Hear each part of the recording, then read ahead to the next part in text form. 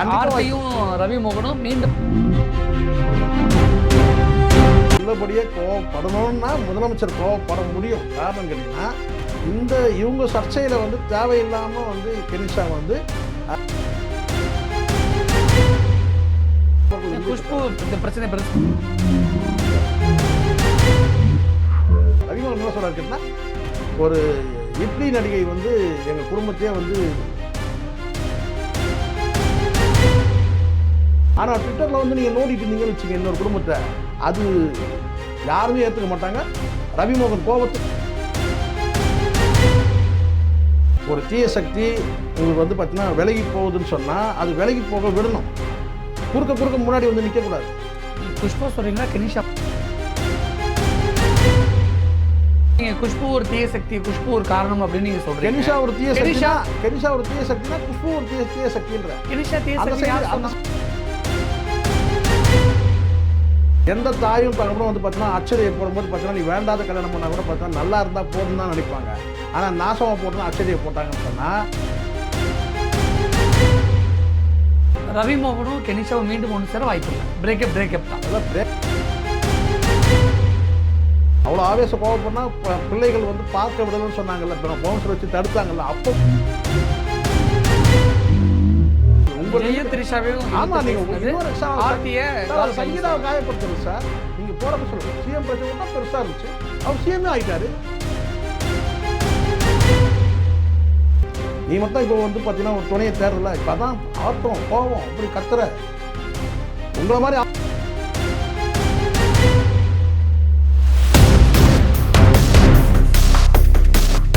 வணக்கம் சார். வணக்கம் சார். வணக்கம். நடிகர் ரவி மோகன் விஷயத்தில் குஷ்பு சம்மந்தப்பட்டிருக்காங்கிற விஷயத்த ரவி மோகனே ஓப்பன் அப் பண்ணார். குஷ்பு அவங்க பதிவு மூலமாக ஆமாங்கிற மாதிரி கிட்டத்தட்ட ஒத்துக்கிட்ட மாதிரி ஆயிடுச்சு. இப்படிப்பட்ட சூழலில் ரவி மோகனுடைய மாமியார் வந்து முதலமைச்சர் விஜயை சந்தித்த விஷயம் பெரிய அளவில் வைரலாக பேசுமுறலா மாதிரி இருக்குது. அதனால தான் விஜயை அவங்க மாமியார் சந்தித்தது தான் ரவி மோகன் விழுதுறம் கோவப்பட்டு உணர்ச்சி வசப்பட்டு பேசினாரா அப்படிங்கிற கேள்வியும் எழுந்தது. இன்னொரு பக்கத்தில் கெனிஷா அதனால தான் விஜயை உதாரணத்துக்கு இழுத்துக்கிட்டு பேசினாங்களா அப்படிங்கிற ஒரு கேள்வியும் இருந்தது சார். ஒன்று ரெண்டாவது அப்படி பார்த்தா இப்படி கூட சொல்லலாம். என்னென்னு கேட்டால் ப்ரொடக்ஷன் கவுன்சில்லையே வந்து நம்ம ப்ரொடக்ஷன் கம்பெனி ஓப்பன் பண்ணோம். ரவி மோகன் ப்ரொடக்ஷன் கம்பெனி ஓப்பன் பண்ணோம் இல்லையா, சினிமா கம்பெனி ஓப்பன் பண்ணோம் இல்லையா. நம்ம ப்ரொடக்ஷன் கம்பெனி ஓப்பன் பண்ணோம். ஆனால் நம்ம மாமியார் வந்து ப்ரொடக்ஷன் கவுன்சில்லையே வந்து பார்த்திங்கன்னா வந்து ஒரு போஸ்டிங் வாங்கிட்டாங்க. ஏதோ வைஸ் பிரசிடெண்ட்டோ ஏதோ போஸ்டிங் ஆகிருக்காங்க. ஸோ நான் எதுக்கு சொல்ல வரேன்னா, இப்படி கூட நம்ம சொல்லலாம். என்னென்னு கேட்டால் அதுதான் ரவி மோகன் கோபத்துக்கே காரணம். நம்ம ப்ரொடக்ஷன் கம்பெனி ஆரம்பித்தா அவங்க வந்து ப்ரொடக்ஷன் கவுன்சிலில் வந்து பார்த்திங்கன்னா வந்து ஒரு பொறுப்பில் வந்து எலெக்ஷனில் ஜெயிச்சிட்டாங்க. அது கூட வருத்தமாக இருக்குது. நாளைக்கு ஏதாவது ஒரு பஞ்சாயத்துனா, ஏன்னா கண்டிப்பாக எப்படியும் பஞ்சாயத்து வரும் இல்லையா. ரவி மோகன் கம்பெனிலே பஞ்சாயத்து வந்துச்சுன்னா யார்கிட்ட கொண்டு போய் மாமியார்கிட்ட தான் போய் ரிப்போர்ட் பண்ணணும். ஸோ அதனால கூட கோவம் வந்துச்சுன்னு அப்படி சொல்லலாம். நீங்கள் நான் சொல்ல வரல சார். ஒரு முதலமைச்சர் பதவி ஏற்றிருக்கிறார், சினிமா துறையை சார்ந்தவர். அப்போது ப்ரொடக்ஷன் கவுன்சிலில் போய் அவர் வந்து போய் சந்திக்கிறாங்க, அப்பாயின்மெண்ட் கேட்டு சந்திக்கிறாங்க. அதுவும் இப்போ நியூ எலெக்டட் ஆஃபீஸ் பேரர்ஸ் அத்தனை பேருமே அவங்க போய் சந்திக்கிறாங்க, ஒரு பொக்கே கொடுக்குறாங்க. இவர் தனிப்பட்ட முறையில் இவங்க இந்த அம்மா வந்து ஒரு தயாரிப்பு நிறுவனம் வச்சுருக்கிறாங்க. அதில் வந்து பொக்கே கொடுத்து ஒரு ஃபோட்டோ வெளியிடுறாங்க. அதை வச்சு உடனே வந்து பார்த்திங்கன்னா செய்தி நிறுவனங்கள் உடனே நம்ம செய்தி நிறுவனங்கள் எல்லாம்னு கேட்டிங்கன்னா, ஒருவேளை அவர் கோவப்பட்டதுக்கு இதுதான் காரணமா? ஸோ இதில் வந்து பார்த்திங்கன்னா உள்ளபடியே கோவப்படணும்னா முதலமைச்சர் கோவப்பட முடியும். காரணம்னு கேட்டிங்கன்னா, இவங்க சர்ச்சையில் வந்து தேவையில்லாமல் வந்து கெனிஷா வந்து சிஎம்ஓவுக்கு அவ்வளோ பெரிய பிரச்சனை இருந்துச்சு. அவர் சிஎம் ஆகிட்டார், சிஎம்முக்கே அவ்வளோ பெரிய பிரச்சனை இருந்துச்சு, சிஎம் ஆகிட்டார், அந்த வார்த்தை சொன்னாங்க. அப்போ இதில் தேவையில்லாமல் அதை எடுக்கக்கூடாது. உங்கள் பிரச்சனை வேறு சரிங்களா. இந்த பிரச்சனை அவங்க பிரச்சனை வேறு. அது வந்து நிலுவையில் இருக்குது. அது ஒரு பைசலுக்கு கொண்டு வந்துடுவாங்க குயிக்கான வச்சுங்களேன். ஏன்னா இவர் பெரிய லீடர்ஷிப்புக்கு போகிறதுனால அது ஃபேமிலி மேட்டர் பேசி தீர்க்கப்படும் முடிஞ்சிடும்னு வச்சுங்க. பட் உங்களது வந்து அப்படி கிடையாது. உங்களுக்கு ஜவு மாதிரி இழுத்துருக்குது. அது வந்து இன்னும் வந்து நீதிமன்றம் போய் வந்து இவங்க மெயின்டெனன்ஸ் கேட்டு அதை கொடுத்து போய் வந்து எல்லாம் வந்து உங்களுக்கு எங்களுக்கு. ஏன்னா இங்கே வந்து மீடியேட்டரே கிடையாது. மீடியேட்டர் தான் பிரச்சனையே. இங்கே இது குஷ்பு வந்து மீடியேட்டராக இருந்தால் பரவாயில்ல. அவங்க மீடியேட்டரே கிடையாது. ஒன் சைடாக நிற்கிறாங்க. எந்த சைடு நிற்கிறாங்க? ஆர்த்தி சைடு நிற்கிறாங்க. அப்போ இங்கே மீடியேட்டர் கிடையாது. நீங்கள் வந்து அந்த சைடில் நீங்கள் சொன்னீங்கன்னா, நீங்கள் யாரை உதாரணத்துக்கு நீங்கள் வந்து ஒரு சேஃப்கார்ட் பண்ணிக்கிறீங்கன்னா, யார் கெனிஷா வந்து கேட்டால் சிஎம்முக்கே வந்து பெரிய பிரச்சனை, சிஎம்ஏ ஆகிட்டாரு அப்படின்னு சொன்னால் அவங்களுக்கு மீடியேட்டர் நிறைய இருக்கிறாங்க, ஃபேமிலி பேக்ரவுண்டு இருக்குது. அவங்க நாளைக்கே கூட பேசி கூட வந்து ஒரு கன்க்ளூஷன் வந்து ஸ்மூத்தாக போகிறதுக்கான வாய்ப்பு நிறைய வாய்ப்பு இருக்கா? ஆர்த்தியும் ரவி மோகனும் மீண்டும் அது நம்ம சொல்ல முடியாது. வாய்ப்பு இருக்கா? அது சொல்ல முடியாதுன்ற நான். அது வாய்ப்பு வந்து பார்த்தீங்கன்னா அவங்க ஏற்படுத்தணும்னா குஷ்பு மாதிரி ஆளுங்களும் வச்சுக்கினா அதுக்கு வாய்ப்பே கிடையாது. ஏன் குஷ்பு? ஏன்? ஆமாம் சார், நீங்கள் வந்து நீங்கள் ஃப்ராக்ஷனை பெருசாக்கக்கூடாது சார். நீங்கள் ஃப்ராக்ஷனை பெருசாக்குற நபர்கள் குஷ்பு இந்த பிரச்சனை பெருசு பண்ணுறாங்க. ஆமாம், பின்ன இவங்க ஒன் சைடாக நிற்கிறாங்கல்ல. இப்போ அவர் அது ரவிமோகன் அதானே சொல்கிறாரு, நீங்கள் புரிஞ்சிக்கல. நீங்கள் ரவிமோகன் என்ன சொல்கிறாரு கேட்டால், ஒரு இட்லி நடிகை வந்து எங்கள் குடும்பத்தையே வந்து பிரித்ததே அவங்க தான் சொல்கிறாரு. அதுவே ஒரு பெரிய விஷயம். முன்னாடி வந்து மாமியாரை சொன்னார், இப்போ மாமியார் விட்டார், குஷ்பு கிட்ட சொல்கிறார். முன்னாடி என்ன சொன்னார், மாமியார் தான் பிரச்சனைனார், இப்போ மாமியார் விட்டார். புரியுதா சொல்கிறது? ஏன்னா பல பேர் கேட்குறாங்க, மாமியாரை குறை சொல்கிற, மாமியார் சாம்பார் நல்லாந்து ரசம் நல்லாந்து நீ தானே சொன்னான்னு சொல்லி கேட்குறாங்களா. இப்போ மாமியார் விட்டார், இங்கே வந்துட்டார், குஷ்பு வந்து பிரிக்கிறாங்க. அதனால தான் சொல்கிறேன், குஷ்பு வந்து பார்த்திங்கன்னா இங்கே மீடியேட்டராக செயல்பட முடியாது. அவங்க ஒன் சைடாக நிற்கிறாங்க. உன் தாய்மை வெல்லட்டும், உன் வந்து நீ மேலும் உறுதிக்கொள், தாய்மை வெல்லும், அப்படி இப்படின்னு ஒரு பூஸ்ட் பண்ணும்போது அப்போ அது வந்து அவருக்கு வந்து வெறுப்பாக தானே இருக்கும். இது இப்போ நீங்கள் ஆதரவாக இருக்கிறீங்கன்னா ஒரு ஃபோன் பண்ணி சொல்லுங்கள் சார் உங்கள் ஆதரவை. இல்லை வந்து ஆர்த்தி வந்து கண் கலங்கினாங்கன்னா நீங்கள் வந்து பார்த்தா புடவை முந்தானியில் தொடச்சி விடுங்க, அவ்வளோதான் நீங்கள் பண்ணணும்.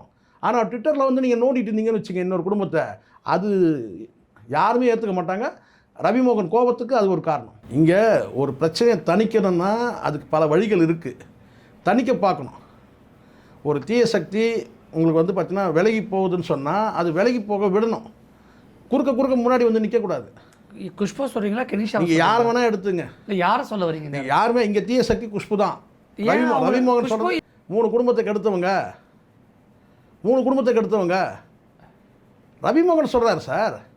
அப்போ இந்த இடத்துல நல்லா புரிஞ்சுக்கணும். இங்கே தான் அதனால தான் சொல்கிறேன், கணவன் மனைவிக்குள்ள பிரச்சனையில் மூன்றாவது எல்லாருமே 3வது நபர்கள். கணவன் மனைவி பிரச்சனையில் அது அம்மா அப்பாவாக இருக்கட்டும், பிள்ளைகளாக இருக்கட்டும், 3வது நபர்கள். கணவன் மனைவி பிரச்சனை 4 சவத்துக்குள்ளே அங்கே அடிச்சுப்பாங்க, ஒன்றாயிருவாங்க. நாளைக்கு விட்டால் தானே நீங்கள் அதுக்கான ஸ்பேஸ் கொடுத்தா தானே.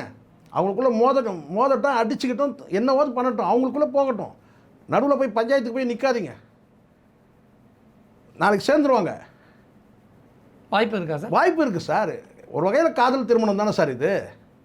இப்போ குறுக்க வந்து பார்த்தீங்கன்னா இப்போ புரியுதுங்களா? இப்போ இது அகலப்படுத்துறதே வந்து 3வது நபர்கள். இந்த சைடில் கெனிஷா 3வது நபர், இந்த சைடில் குஷ்பு 3வது நபர். இப்போ நீங்கள் குஷ்பு ஒரு தீய சக்தி, குஷ்பு ஒரு காரணம் அப்படின்னு நீங்கள் சொல்கிறீங்க. கெனிஷா ஒரு தீய சக்தினா குஷ்பு ஒரு தீய சக்தின்ற. கெனிஷா தீய சக்தி, அந்த சைடு தீய சக்தி கெனிஷா. ஆர்த்தி ரவியோட பார்வை இல்லையா? ஆர்த்தி ரவி இல்லை, என் பார்வையில் நான் சொல்கிறேன். ஏன் எனக்கு பார்வை இருக்கக்கூடாதா என்ன? என் பார்வையில் வந்து பார்த்தீங்கன்னா அங்கே நான் 2 பேர் தான் வில்லிகளை பார்க்குறேன்.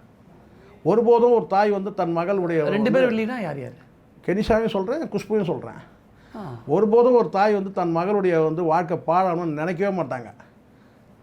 மருமகனை சாகடிச்சுட்டு வந்து மகளை வந்து விதவையாக்கணும்னு நினைக்க மாட்டாங்க. அது முட்டாள்தனமானது ரவி சொல்கிறது. ரவி மேலே நமக்கு மரியாதை ஜாஸ்தி இருக்குது. ஆனாலும் வந்து பார்த்தீங்கன்னா இதை எடுத்துக்க முடியாது. நீங்கள் போகிறதெல்லாம், நீங்கள் சொல்கிறதெல்லாம் வந்து பார்த்தீங்கன்னா இங்கே வேத வாக்கு கிடையாது சார். எந்த தாயும் வந்து தன்னுடைய மகள் வந்து பார்த்தீங்கன்னா விதவையாகணும், மருமகனை சாகடிச்சு நினைப்பாங்களா சார்? எங்கேயாவது நினைஞ்சிருக்கா அந்த மாதிரி? நினைக்க மாட்டாங்க. பின்ன அப்படி தான் இது.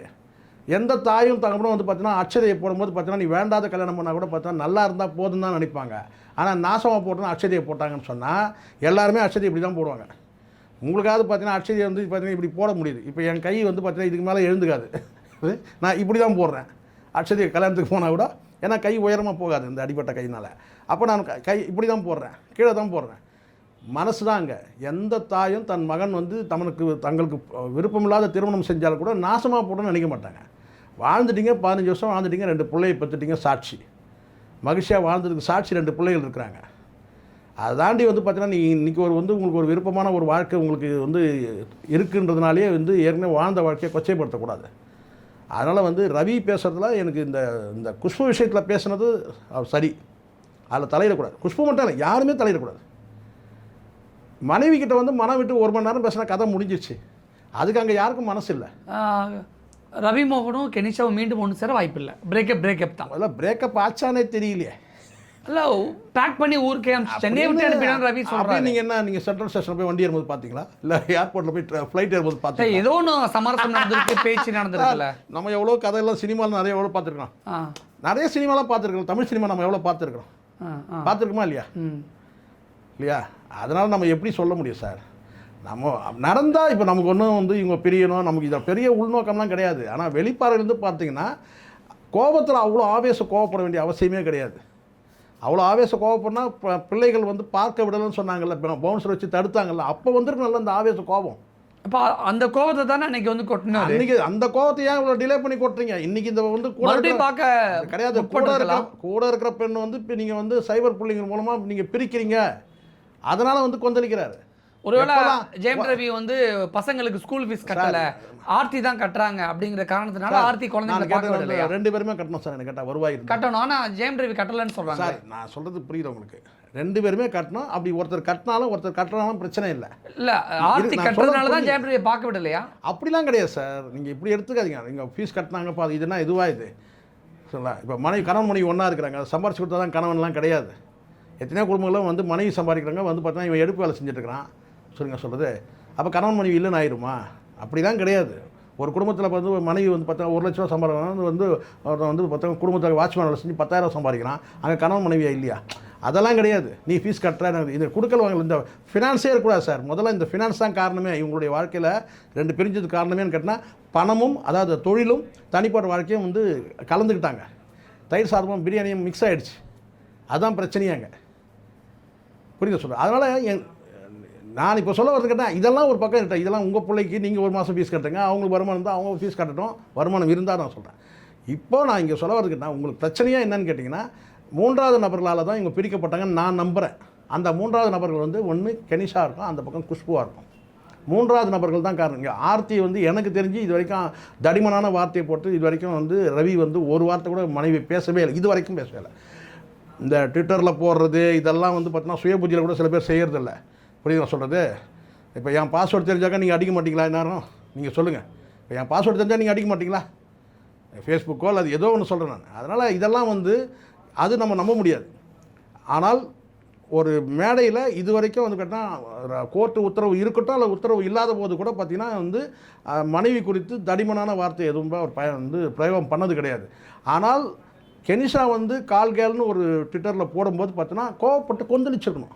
15 வருஷம் வாழ்ந்த பெண் இல்லை. நீங்கள் வந்து வேணான்னா விலகிட்டு போங்க சார், பிரச்சனை கிடையாது, டைவர்ஸ் பண்ணிட்டு போங்க.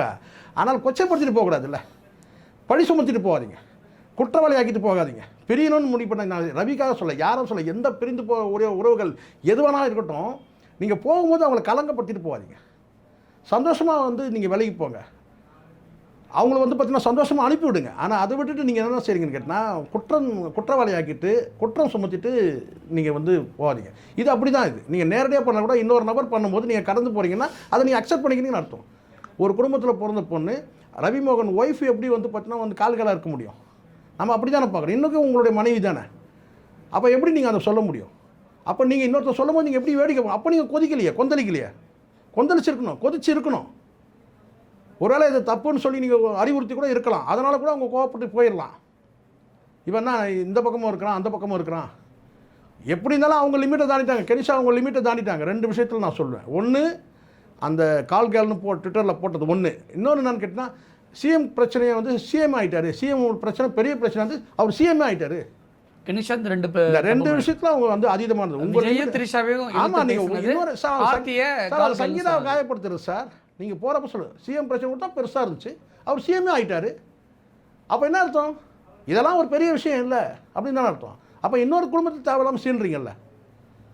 அதே மாதிரி இவரும் நான் சொல்கிறேன், இவரும் வந்து பார்த்தீங்கன்னா எந்த இடத்துல நீங்கள் டைவர்ஸ் பண்ணிட்டு போங்க, உங்களுக்கு விருப்பம் பண்ண வாழ்க்கை வாழுங்க, ஆனால் கலங்கப்படுத்திட்டு போகாதீங்க. அந்த பிள்ளைகளுக்கு என்ன ஆகும்? நம்ம ஒரு கால்கா பிறந்திருக்கிறோம் அப்படின்னு நினைப்பாங்கள்ல பிள்ளைகள். ஸ்கூலில் கேட்க மாட்டாங்களா? என்னடா உங்கள் அம்மா பற்றி இப்படிலாம் போடுறாங்க அப்படின்னு சொல்லிட்டு? அது தப்பு இல்லது. 15 வருஷம் உங்களுக்கு கூட வாழ்ந்துருக்குறாங்கல்ல. ஒரு தடவை பிரகாஷ்ராஜோட முதல் மனைவி சொன்னாங்க, அவர் டைவர்ஸ் பண்ணிட்டு போயிட்டாரே, அவர் வேறு ஒரு கல்யாணம் பண்ணிட்டாரு, நீங்கள் ஒரு கல்யாணம் பண்ணிக்க வேண்டியதானு சொல்லி கேட்கும்போது அந்த அம்மா ஒரு வார்த்தை சொன்னாங்க. செருப்பால் அடிச்ச வார்த்தை அது. யாரை செருப்பால் அடித்தாங்க? பிரகாஷ்ராஜா செருப்பால் அடித்தாங்க. என்ன திரும்ப சொன்னாங்க லலிதா குமாரி? நான் அவர் கூட வாழ்ந்த வாழ்க்கை உண்மையான வாழ்க்கை. எது? அவர் எப்படி வாழ்ந்தாரோ எனக்கு தெரியாது. நான் அவரோட வாழ்ந்த வாழ்க்கை உண்மையான வாழ்க்கை. எனக்கு இன்னொரு வாழ்க்கை எனக்கு தேவையில்லை. இப்போ நான் என் பிள்ளைகளுக்காக மீதி இருக்க வாழ்க்கையை நான் வாழ்வேன்னு சொன்னாங்க. இது என்ன மாதிரி அடி இது? பிரகாஷ்ராஜுக்கு 1000 காரணம் சொல்லலாம். விலகி போய் இன்னொரு திருமணம் பண்ணிக்கிறதுல 1000 காரணம் சொல்லலாம். ஸ்மூத்தாக அவங்க கேட்டாங்க, டைவர்ஸ் கேட்டாங்க, ஸ்மூத்தாக கோர்ட்டெலாம் போய் கொடுத்தாங்களான்னு தெரியல, கொடுத்துட்டாங்க. ஆனால் ஒரு கேள்வி கேட்குறாங்க என்னன்னு கேட்டினா, நீங்கள் ஏன் வந்து இன்னொரு திருமணம் பண்ணிக்கல, அவர் திருமணம் பண்ணிக்கிட்டார்ல, நீங்கள் ஏன் பண்ணிக்கிற போது, நான் அவரோட வாழ்ந்த வாழ்க்கை உண்மையான வாழ்க்கை, அவர் எப்படி எனக்கு என் கூட வாழ்ந்தாரு எனக்கு தெரியாது, நான் என் மீதி இருக்க என்னோடய வாழ்க்கையை என் பிள்ளைகளுக்காக வாழ்ந்துட்டு போகிறேன்னு சொன்னாங்க. எனக்கு இன்னொரு வாழ்க்கை தேவையில்லைன்னு சொன்னாங்க. இதுதான் இங்கே முக்கியம். நீங்கள் இன்றைக்கி விலகி போயிடலாம் சார், நாளைக்கு ஒரு நாள் ஒரு யோசனை வரும், நம்ம தப்பு பண்ணிட்டோம், இதை ஏதோ ஒரு வேகத்தில் இந்த தப்பு பண்ணிட்டோம். அருமையான வாழ்க்கை, அற்புதமான வாழ்க்கை, பிடிக்கலைன்னா விலகி போயிடணும், தப்பு ஒன்றும் கிடையாது. கொஞ்ச நாள் விலகி போயிடுங்க, பிரிஞ்சு போகாதீங்க, விலகி போயிடுங்க. அதுக்கப்புறம் காலம் உங்களை சேர்க்கும். வெயிட் பண்ணணும் அது வரைக்கும். ஏன்னா இங்கே மூன்றாவது நபர்களுடைய சித்து விளையாட்டுலாம் எவ்வளோ நாள் இருக்கும், கொஞ்ச நாளைக்கு இருக்கும். அந்த சித்து விளையாட்டுகள்லாம் இருக்கும். எல்லாம் அவங்கவுங்க வாழ்க்கையில் நடக்கும்போது தான் அதனுடைய வழி என்னன்னு தெரியும். அப்போ இந்த இடத்துல கொஞ்சம் அமைதியாக இருக்கும். கொஞ்சம் சரி, இப்போ வந்து நமக்கு வந்து ஏதோ நீங்களாம் சொல்லுவீங்களா, அது பேர்னா எனக்கு அதெல்லாம் இந்த சனி ராகு கேது ஏதோ சொல்கிறீங்களா, அதெல்லாம் ஏதோ ஒன்று நடந்துகிட்டு இருக்குது, எனக்கு இதெல்லாம் நம்பிக்கை இல்லை, ஏதோ நடக்குது, அப்போ கொஞ்ச நாள் வந்து நம்ம அப்படி இருப்போம்.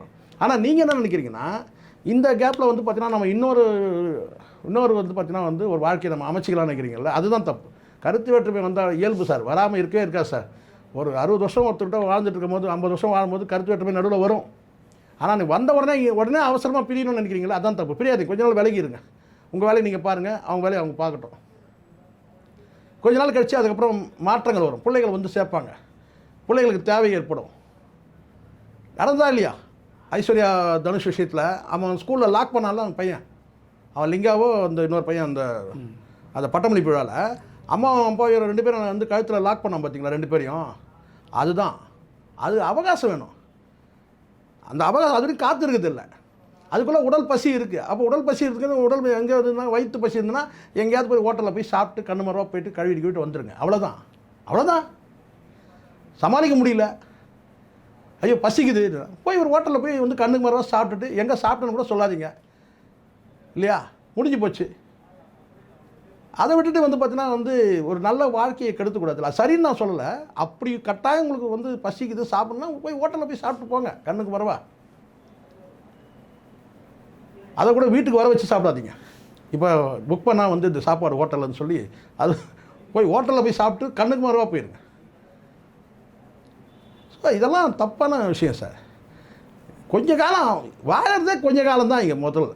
அதுக்குள்ளே இவனை விட்டுட்டு அங்கே போ, அங்கேருந்து இங்கே போ, உங்களை மாதிரி அவங்க போய் நாங்கள் என்ன இருக்கோம். நீ மட்டும் இப்போ வந்து பார்த்தீங்கன்னா ஒரு துணையை தேடுறல, இப்போ அதான் ஆத்திரம் கோபம் அப்படி கத்துற. உங்களை மாதிரி அவங்களும் போயிருக்க முடியாதா நான் கேட்குறேன். அவங்க 2 பிள்ளைகளோட வாழ்ந்துட்டு தானே இருக்கிறாங்க இல்லை. நான் வந்து பிள்ளையோட செஸ் விளையாடு, இப்போ கூட தான் விளையாடு.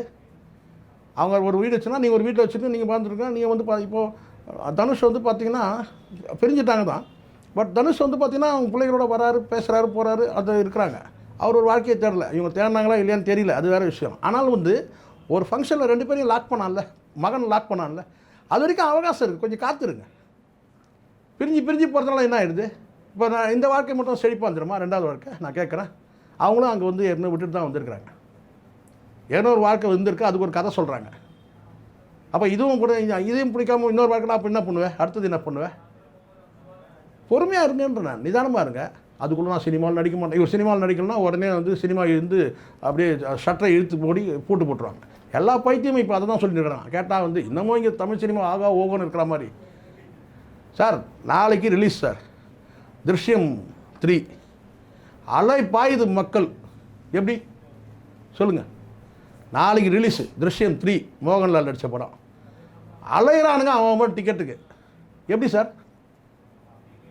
இவர் என்னென்னா வந்து ஒரு ப்ரொடக்ஷன் கம்பெனி வேறு ஆரம்பிச்சிட்டார். இவர் கேட்டினா ஏற்கனவே 2 படம் நடிச்சுட்டு 2 படம் ரிலீஸ் ஆகாமல் இருக்குது. அதுக்கு காரணம் என்னென்னு பேசலாமா? பேசுவாரா ரவிமோகன்? 2 படம் ரிலீஸ் ஆகாமல் இருக்குது. 2 படம் ரிலீஸ் ஆகிறதுக்கு காரணம் என்ன? பேசுவாரா? பேசுவீங்களா சொல்லுங்கள். கராத்தே பாபுன்னு ஒரு படம், இன்னொரு பக்கம் வந்து பார்த்தீங்கன்னா இன்னொரு படம் வந்து ஐஸ்வரி கணேஷோட இன்னொரு, 2 கிடப்பில் கிடக்குது. எல்லாம் படமெல்லாம் முடிஞ்சு கிடப்பில். அப்போ என்ன, எல்லாம் அரையும் குறையுமா நிற்குது. இல்லை ப்ரொடக்ஷன் கம்பெனி ஒரு 100-150 படம் எடுத்து இப்போ எல்லாம் வந்து ஆஸ்காருக்கு அங்கேயும் இங்கேயும் போயிருக்கு. இப்போ புரியுதுங்களா? நிதானம் வேணும் சார், கொஞ்சம் பொறுமையாக இருங்க. உணர்ச்சி வசப்பட்டு நான் எடுக்கிற முடிவு எல்லாம் தப்பாக போயிடும். அப்பா அம்மாவுடைய அட்வைஸை கேளுங்க, கொஞ்ச காலம் விலகி கூட இருங்க. நீங்கள் தப்பான நபருடைய அட்வைஸை கேட்கக்கூடாது. புரியுது சொல்கிறது? நான் அப்படி தான் சொல்லுவேன். நீங்கள் கொஞ்ச காலம் வெயிட் பண்ணுங்கள். அப்பாவோட வந்து அட்வைஸ் எவனா இருக்கானா சார் உலகத்தில்? நான் கேட்குறேன். எந்த அட்வைஸ்னால் கேளுங்க. அப்பா அம்மா கிட்ட போங்க. மாமனார் தப்பாக உங்களுக்கு அட்வைஸ் பண்ணுறாங்களா, அப்பா அம்மாவை நம்புங்க, அண்ணனை நம்புங்க. அண்ணன் தானே உங்களை அறிமுகப்படுத்துனதே. சொல்லுங்கள். இல்லை உங்களுக்கு எதாவது கெடுதலாக சொல்ல போகிறாங்களா அவங்க? அப்போ இது எல்லாத்தையும் விட்டுட்டு அவங்களுக்கும் விருப்பம் இல்லாதது தானே சார் ஒரு முடிவு எடுக்கிறீங்க நீங்கள். அதை சொல்லுங்கள். எங்கள் அம்மாவுக்கு, எங்கள் அண்ணனுக்கு, எங்கள் அப்பாவுக்கு எல்லாருக்கும் விருப்பம். நீங்கள் செய்கிற ஒரு தவறு வந்து பார்த்தீங்கன்னா எவ்வளோ பேரை பாதிக்கும் தெரியுமா? உங்கள் பிள்ளைகள் மட்டுமா பாதிக்கும்? அண்ணன் பிள்ளைகள் இப்படி சொந்த பந்தம் எல்லாரும் தானே பாதிக்குது நீங்கள் எடுக்கிற தவறான முடிவு. இல்லை யோசிச்சு பாருங்க. டென்ஷன் ஆகக்கூடாது. எமோஷன் ஆகாமல் யோசிச்சிங்கன்னா எல்லாம் சரியாயிடும். நிறைய விஷயங்கள் ஒரு அட்வைஸ் மாதிரி முன் வச்சுருக்கீங்க. கண்டிப்பாக அவர்கள் ஒன்று சேர வேண்டும் அப்படின்னு மற்றவர்கள் எதிர்பார்ப்பது போல் நாமும் எதிர்பார்க்கலாம். நல்லது நடக்கட்டும். நன்றி. நன்றி சார்.